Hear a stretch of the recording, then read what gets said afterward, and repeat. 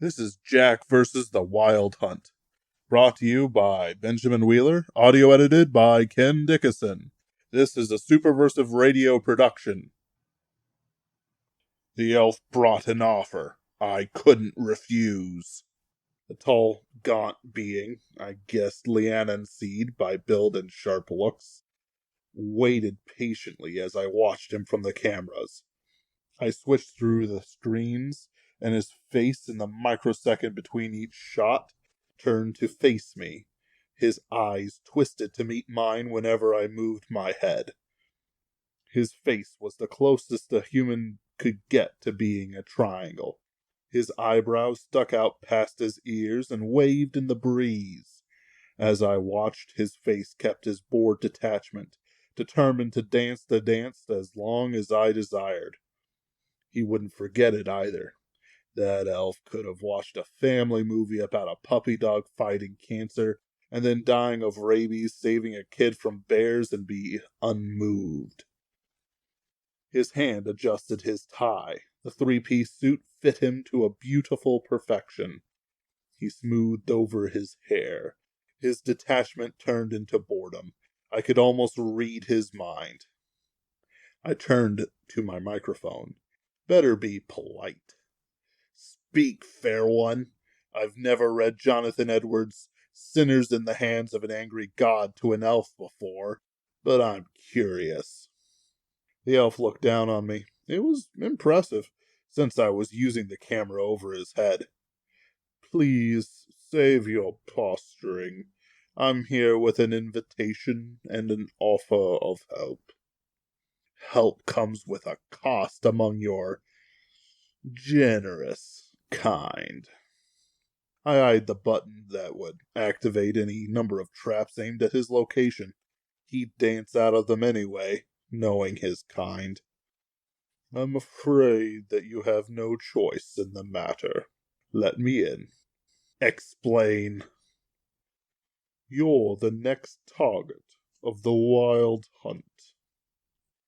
I invited him in, and to be polite, offered him a cup of tea. It was old tea. This was one of my more Spartan hidey-holes. But he drank it, and didn't complain. He had taken my hospitality. He couldn't harm me directly, without serious consequences. I sat across from him and waited. No food? Want an MRE? He grimaced. Meals ready to eat weren't really for fair folk nobility. His hands had a weird way of tapping out musical numbers whenever silence broke out, for more than a minute. His eyes would rove my bare-bones compound, occasionally wince whenever he caught sight of the genuine Byzantine icon I acquired when I raided a Wickham Hall and Winters storehouse during the Hodgson case. I waited for this guy to figure out what he wanted to tell me. The Wild Hunt was a big deal, especially if they've got me in their sights. Out of our weight class. Normally, paranormal Pinkertons keep well away from it. It's a messy mass of hunt-crazed members of Outreterre, Valkyries, giants, monsters, horsemen, Einherjar, and whatever the Norse gods, or worse, decided to join together. I thought the Wild Hunt was a random thing, wandering the moors and taking people stupid enough to be out and about during storms. The Earl Koenig, who might be Odin, takes kids on off nights. They're heavy hitters. He nodded in appreciation. You are as informed as I hoped. But every 7 years, or certain conjunctions of celestial powers, the orbit of Jupiter and Saturn among other signs, the Wild Hunt chooses a warrior to act as their prey. These warriors are usually without spawn, are unlikely to cause other deaths in the wake of their disappearances, and must be a real threat to the forces of the Wild Hunt. Makes a certain amount of sense. I don't have kids, no one depends on me, and I know just how to kill anything Outreterre can bring against me. But why tell me? Sport. I made a sound like a choke and stood up. Yes, sport. Nothing more, nothing less. They don't want just to have a man run down under the spear of a Valkyrie and call it a night. They want a proper chase. They want a desperate fight with real danger and real stakes. They want to see you run and flee and fight and die like the animals you humans are. But they want a certain amount of fairness. The Earl Koenig doesn't want to be called unfair. It would ruin the fun, the joy of the slaying.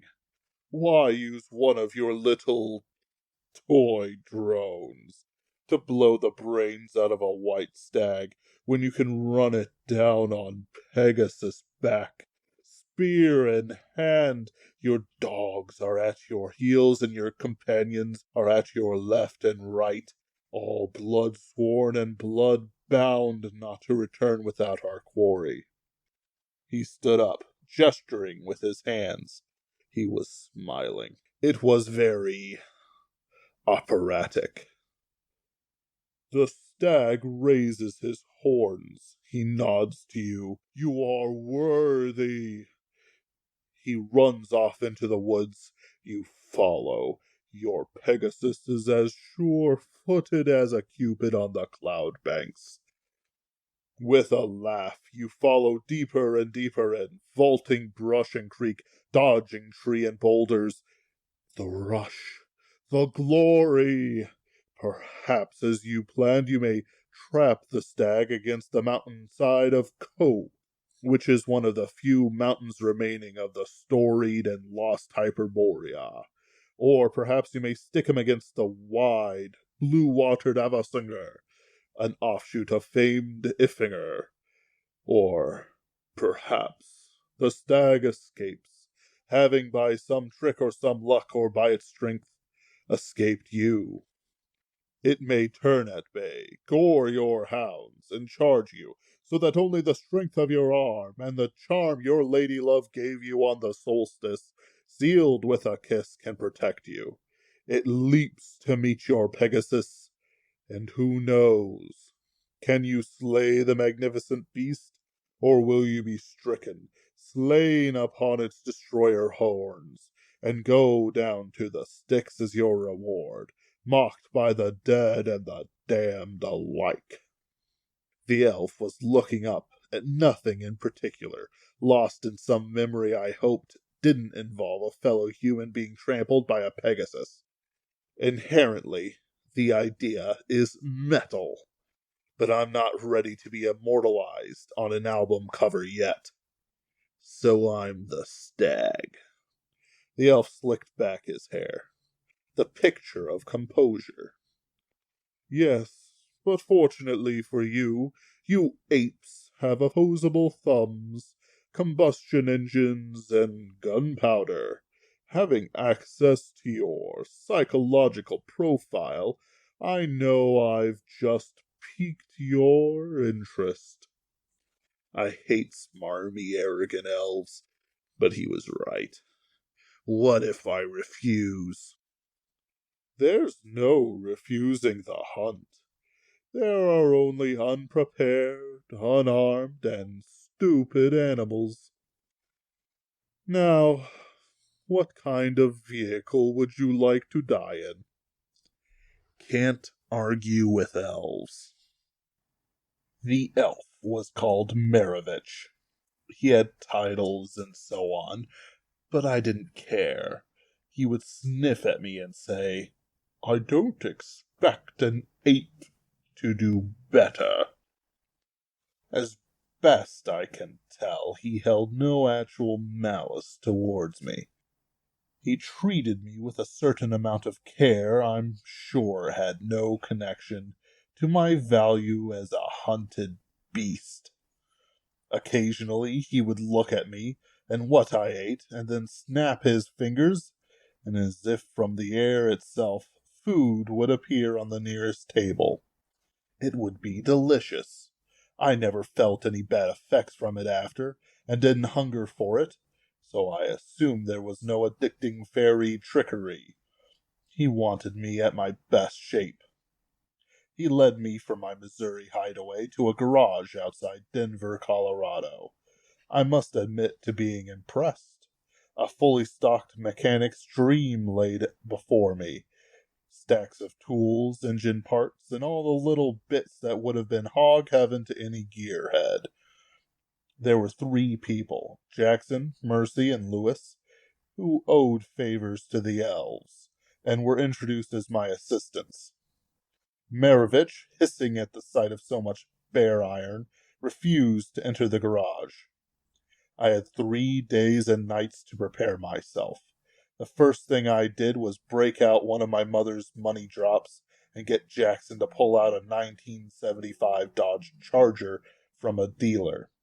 I didn't trust the elves not to make anything they gave me not turn into a pumpkin at midnight, so I did most of the work myself. My 3 assistants didn't freak out or flinch when I prayed or quoted scripture over my steed. I kept a watch over them, but they never betrayed me or disobeyed my requests.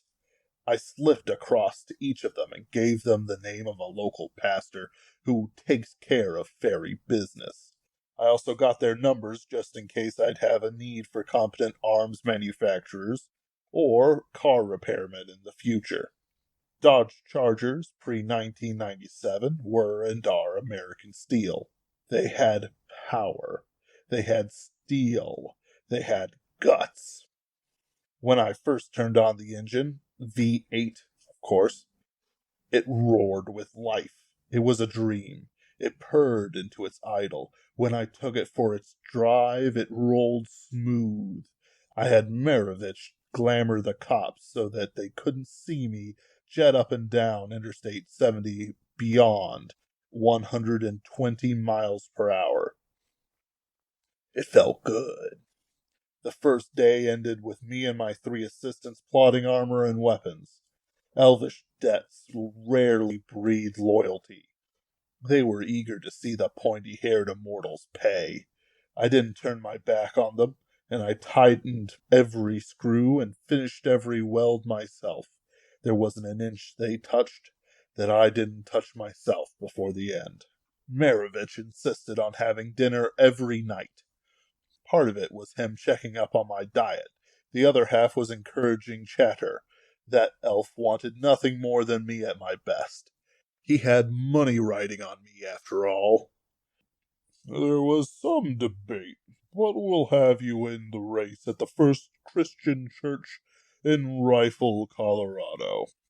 It's about 3 hours away at speed limits. Not that it will be a consideration, I'm sure. The second you cross the threshold, that is, the stairs leading to the building, the wild hunt ends. I thought you guys hated Christ and his followers. He flinched at the name of Christ. Hatred is reserved for beings who have lives longer than a gasp. We use them as needed. Besides, the church will dissuade sore losers from cheap shots. It would ruin our fun. Spoil the last lines of the song. Is all this for a song? A little amusement? I loved the car, but I was sour. My life was on the line. Yes, but it's not so little. We are immortal beings. Our feasts are numerous. Our memories are perfect. Our songs more so than either.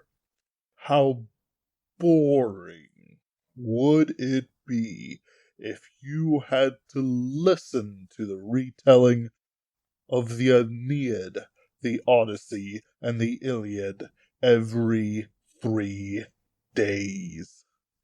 How much worse for us! How terrible it is to be bored and unable to die. I can't imagine being mortal and an ape and all. Marovich ignored me. So that's why everything has to be in so specific a way. You act like some sort of nobleman instead of a slave who prepares gladiators for the arena. Marovich put down his knife and fork. He had the look of someone barely resisting laying their backhand against a child in front of them, all sharp shoulders and raised hairs. Slave? Hardly. I volunteered for this duty. I don't have to help you. I could have stopped at the warning. I do this because I enjoy it for its own sake, even before the money. Now eat up, or I'll have the real slaves force it down your throat. The next day was half meeting with Marovich, half adding armor to the car. I would name her after the first thing I killed. That would be the most appropriate. Marovich met me in the park as I exercised. I was doing push-ups next to a fountain. Without much pomp and circumstance, he stuck his heels on my back as he sat. I kept pushing, ignoring the arrogant elf and the fifth homeless man to ask me for money in 15 minutes. I did not look like I had money. Let's talk. All you seem to do. Unlike most of my more noble cousins, I have the wherewithal to ignore the insults of dead men. Now listen up. It's time to talk about the hunters out for your blood. He threw down many portraits of several beautiful elfin-like figures, complete with steeds and weapons, in startling, minuscule detail. We invented copy machines. But then who will support the portrait artists? Quiet. He took one of his pointed shoes off my back and pointed it at the first portrait. The blonde noble, Lieber Damont. He won the roles to take the first shot at you. Once the veils are off and the hunt is on, he will be given the right of first attempt. Quite the coup for him, as he is a low-blood noble from a law-focused family. But he's been rising up the ranks of Oberon's knights. He slew a hound of Kronos in a hunt up in the Pacific Northwest. He's a rare horseman, and his spear's range is to be respected. He has a lot to prove. I could see it in his posture. He wanted a fight, and his spear wasn't ornate. It looked used. The next one was a woman. Her black hair fell down her back in an ancient straight cut. She had a set of bow and arrows, all made of silver and pure white wood. The moon hung like a silver mirror behind her. Her glare was intense, freezing right through the portrait. Is the next one Artemis? Yes. She's a guest. I do not know the details, and I wouldn't bet on you telling me, but you did something a few months ago that made the Olympians notice you. She didn't seem to not like you. I won't lie to you. This was a rather impolite request. There was some polite debate about her presence. Despite being rivals in the hunt, Earl Koenig accepted her into the retinue. There is a lot of money riding on her taking you down. However, I do not think those gamblers will be happy with their performance. So I bet against her killing you, but not taking first blood.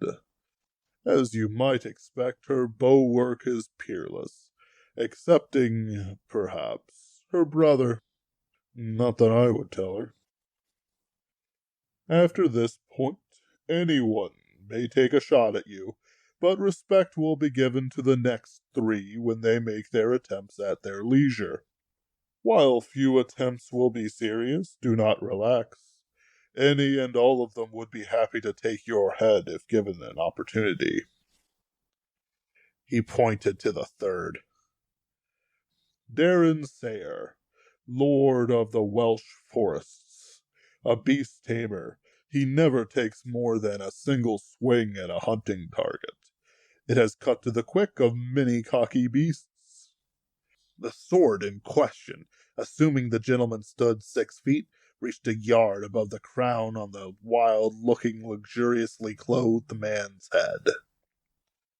Imran goddaughter. She is a descendant of Valkyries, Asgard gods, and elves. None legitimate. She is constantly surrounded by banshees. What is more, she has some governance over the crawling things of the earth. If you can put a mark on her snow-white flesh, she'll run back to her tower on the Norwegian fjords. The beautiful woman was naked but for a strip of fabric rolling over anything interesting. She had several screeching ghosts flowing over her, screaming and clutching the air. I know what you're thinking. Her banshees will not be allowed to paralyze you with their screech. Otherwise, all hunts would be whoever gets their hired banshees there first. Boring. The next man stood tall, leaning against a ruined stone building. His sword stood lean next to him, and he supported himself on his spear, which reached above his portrait. His face looked to the ground, but his eyes stared back at me, resentful, sorrowful. His armor gleamed with black steel and bat wings. Mordred Padam, his aunt, the witch Morgana Le Fay, resurrected him from the dead at the request of his mother. But his soul is not the traitor's. He is fell, a warrior, a knight without peer.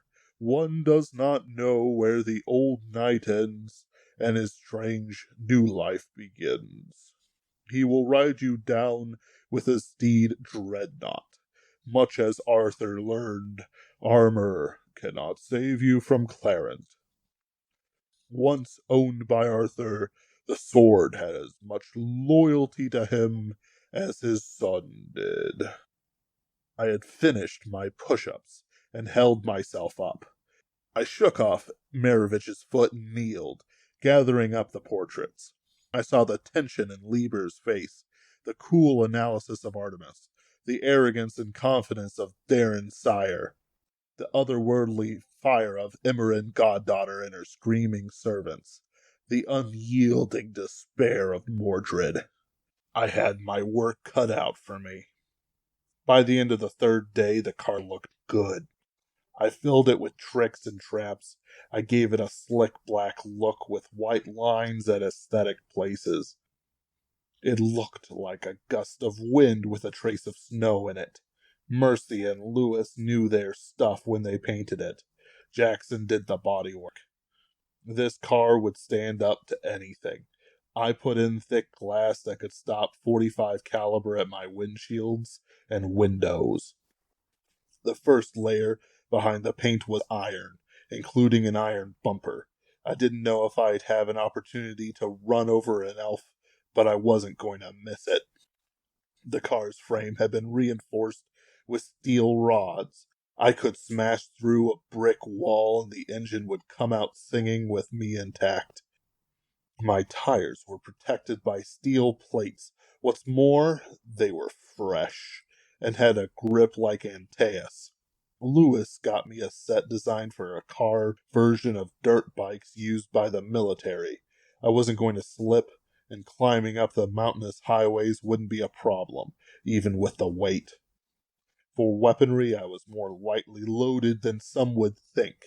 I trusted in my car. It had that feeling, like a boxer ready for a cage match. You can't fake that sort of fire. I kept my grandfather's 1911 strapped to my body. I loved the car, but I didn't trust that they wouldn't find some way to take my monster down.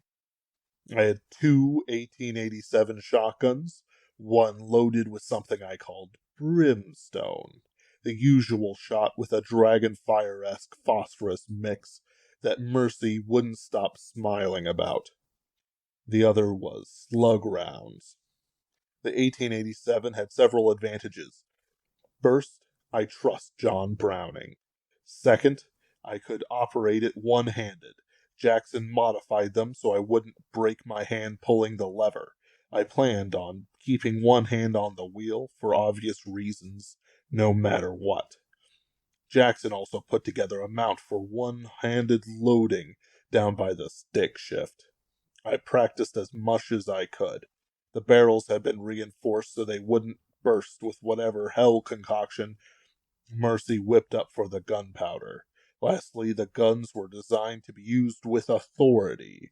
The fact I couldn't half-ass it like a disappointed father playing ball with an unathletic son meant I'd have to not half-ass it fighting for my life at any point. Besides that, I let the three run a little wild. I had an oil slick. I had a button that released something Lewis called fiery gigs from the trunk. They would spin fire and death behind me.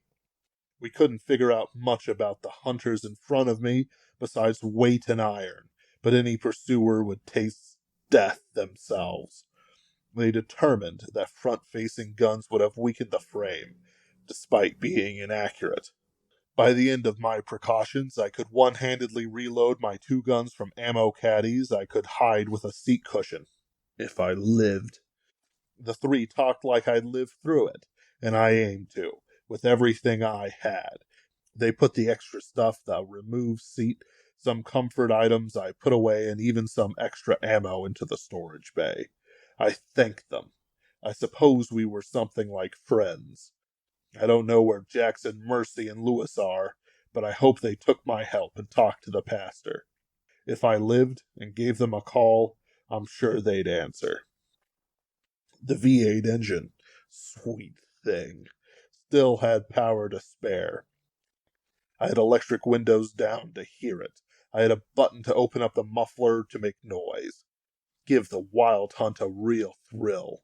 I had some buttons Lewis promised me would amp them up. I was going to give the wild hunt a show, and I was gonna kill every elf, monster, or god who came after me. It was what they signed up for. I leaned against the driver's side door and talked with Maravich. To my left was the statue honoring war dead. If I wasn't so concerned with myself, I could have probably seen what war. Perhaps Civil War. The clothing looked right for it. Ahead I could see fires. Someone, for some reason, rioted not even 1,000 feet from my wheels.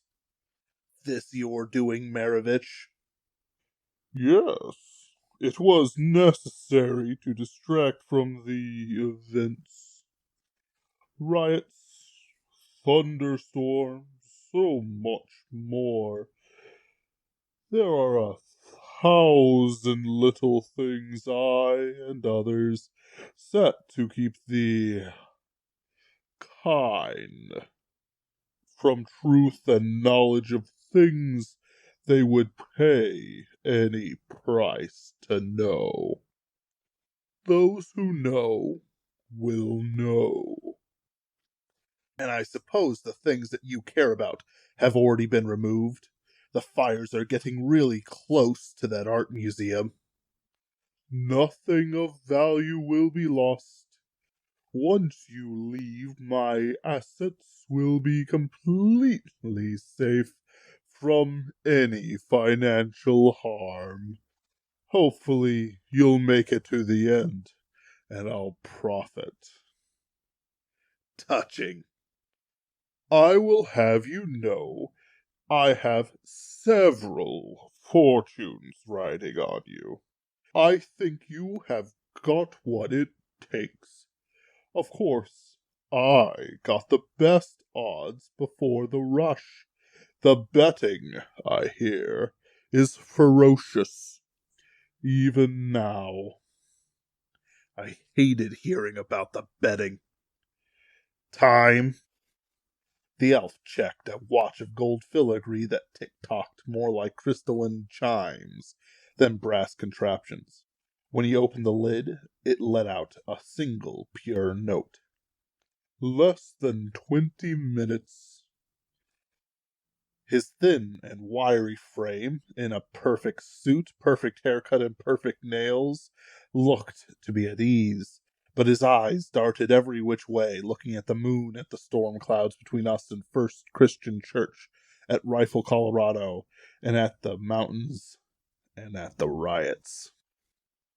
You're immortal, right? Yes. What do you think of death, then? I had the feeling that every one of his little hunting beasts asked the same question. His answer seemed rehearsed. It's not something to be welcomed, but not to be feared. We visit death on humanity through seasons, famines, and plagues, among others in the natural world. Sometimes death comes and feasts with us on the winter solstice, when we hold celebrations we dare not break, though other powers might want us to. Christmas, he hissed in reply. So you know Death personally. He recognizes me like all he meets on sight. Sometimes, when he meets you, he laughs. Never a good sign. He is otherwise humorless. With his blessings we make charms, lady favors, and magical artifacts that grant us blessings against harm and himself. I, just now, am bearing my love's handkerchief, which protects me against witches. I also bear a ring of gold that will dazzle those who would steal it from me and cause them to kill each other in jealousy. And a coin in my shoe, doused in the blood of a dead gunfighter, which will cause bullets I am not aware of to pass harmlessly by. A dead gunfighter? Irony. So you do this through the Verum Visio, like one of my coworkers? That's like saying, do you use tree trunks to make doors? Yes, we do, but that is inaccurate and indelicate. We also make doors of stone, other kinds of tree, gold, brass, and even things that cannot be mined anywhere else but the core of the moon or the gases of Saturn, besides those same things that Gleipnir chains are made of. Your friend dips toes into the ocean of creation, as do all human thaumaturges. Why would death help you protect yourself from him? Because there's no fun for him if an immortal dies young. 5 minutes remain. I stretched, then took a drink from my thermos. I went down the checklist. I didn't have as many sources of fire as I was used to, and I felt naked because of it. Then again, the last thing I wanted was for a lighter to explode, or some elfin trick to light it in my coat. I had knives aplenty, my grandfather's 1911, a pea shooter in an ankle holster, a trio of grenades, a small iron buckler which I hoped would let me parry even a little, should it come to foot fighting. I got in the car, rolled down the window so I could still speak to Maravich. Why would he bother with fun? Because he is as doomed as all others are at the end of things. Might as well enjoy what you can now. Worry tomorrow. There is always another corpse to harvest, another penny to give to Karen, another dream to watch shrivel in a hospital bed. 3 minutes. The car turned on first time. It rumbled with power. It purred with a contented control. The riots were getting close, but they had not touched the highway yet. A bat spoke in Maravich's ear, then flapped off. Oh ho! You are a lucky man, Jack Morrow. A rash noble tried to be too friendly with Artemis, and has offended her. They dare not heap disrespect on humiliation by starting without her. Don't think they won't come out, but you've earned a little more time. I start whether they're ready or not, right? Yes, 1 minute. And I'm sure that had nothing to do with the fortunes you bet on me. Maravich gave Jack a most shocked expression, perfectly outraged, perfect in practice. Why, I would never. Then laughed. I thought about thanking him, then realized there might be some assumed debt. I said nothing, but looked ahead, the engine ready, one hand on the wheel, the other on the stick shift. Maravich checked the moon and the watch. Within the artfully crafted clock, something tinged. It was gentle. I could hear it from my driver's seat. I would not move until the perfect second. The chime stopped. Maravich slapped the roof of my car. Go! I roared out into the night. I didn't check for drivers coming against traffic as I blasted through Colfax Avenue. I paid no attention to traffic lights or to the police attempting to contain the riots, or at least direct their rampancy. They followed behind me, running to the Capitol building and throwing rocks at the retreating tail of my car. Distractions for the game ahead. I didn't give the throttle an inch. Soon I hit the on-ramp to I-70. Denver is a city with high elevations, but the mountains ahead do not loom so suddenly as the border, quick as breath, between its city and its suburbs. It didn't even feel like it had much of any. Rather, I saw a few businesses fly by, then signs for just off the highway attractions, then nothing but the mountains ahead, and the storms crowning them. I knew the storms hid the wild hunt. The veil was a strong thing, but it didn't have drama, and to the elves, entertainment without drama was meaningless. Larger than life, a shadow like a horse or an eagle or a woman with wings would flash against the thunderheads. They knew I saw them. Whatever offended Artemis would be forgotten the second I came in range. I ate up the miles and prepared myself for the wild hunt. I only prayed I had done enough. The first half hour passed without event. Occasionally police or military vehicles would pass me, sirens and lights blazing. I didn't pay any attention to them, nor them to me. A guy going over 130 miles an hour in the closest thing I could get to a tank was the least of their worries. I caught the first signs of the wild hunt driving past the Dillon Reservoir. As I watched, the swans unfurled from their sleeping forms and transformed into tall and beautiful women. They broke the illusion in sync. One, a lady with a golden helm, led their movements. Their elegant legs outstretched, their hands back, their wings flared and back. It was magnificent. They flapped their wings as one, rising into the air, spears and shield in hand. I hit the button and let the engine loose, roaring into the night. Though I had long passed the reservoir, the Valkyries paced me easily. Their loose hair, despite helmets, flowed in the breeze. They did not follow the laws of physics. Instead, they danced in front of my car, around it, behind it. I could see them lightly leap from side to side, as elegant as swans, as brave as geese. Once or twice they jumped from a flight of their companions to touch a foot to my car before leaping to the next flight. They laughed and tittered, waving spears and thrusting them at me. It had the marks of a ritual, so I did little more than swing my car's bumper at those who were too cheeky, too daring. They flew about me, guiding me down the highway, but ever a little this way or that. They would form shapes and patterns in front of my eyes, stopping me from seeing too far ahead. They gathered into a mass, and screeching and hissing, they flew straight at me. I gasped, but instead of being driven off the road, I sped up. With a cackle like laughter, they split it just an inch from my bumper and scattered. The Valkyries kept pace with me, and I saw that there were dogs hunting cats and horses, all made of shadow, running in the grass and the mountainsides.